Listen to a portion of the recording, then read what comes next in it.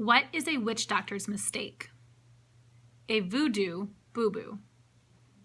We held a rehearsal for the Great Laugh-Off after school on March 30th. We had less than 2 days to pull the whole thing together. In addition to doing my own routine, Janine had insisted that I was the only one who could be MC. That means the master of ceremonies. I had to introduce everybody.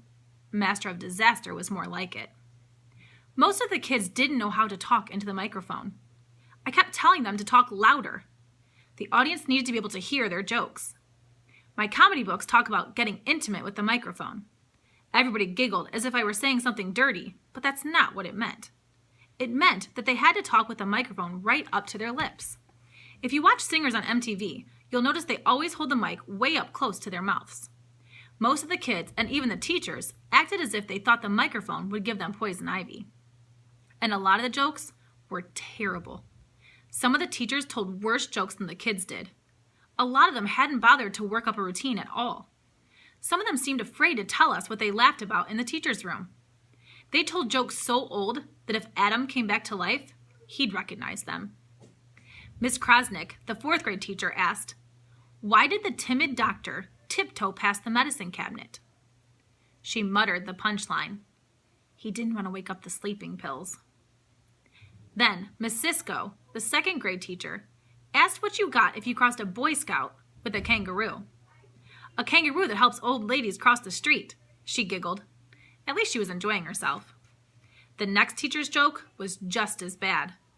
"What is a witch doctor's mistake?" asked Miss Lorenzo. "A voodoo boo-boo." She waited as if she expected to get a big laugh.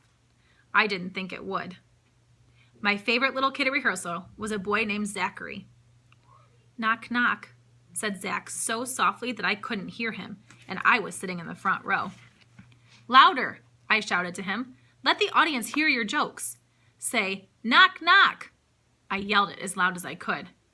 "Who's there?" Zach answered. I started to laugh. "What did I say that was funny?" he asked. "I just wanted you to say knock, knock louder." "Oh," said Zach.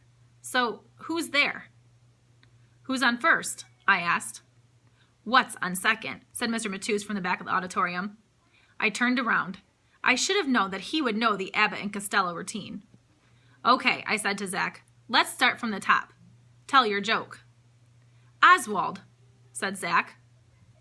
I stared at him. Then I realized that he was still in the middle of his knock-knock joke, and he was too terrified to start over. "I swallowed my chewing gum," I said. I just wanted to give Zach the punchline so he would know to start over.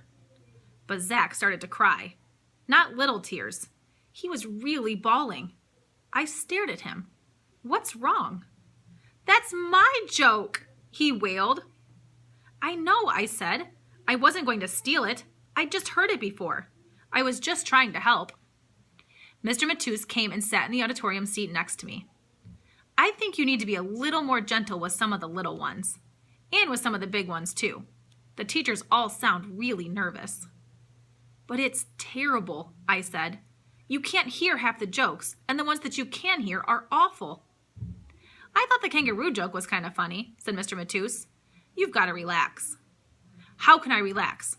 I've got to MC the show. Then I've got to do my routine. Then, Bobby, it's just a laugh-off. It's supposed to be fun."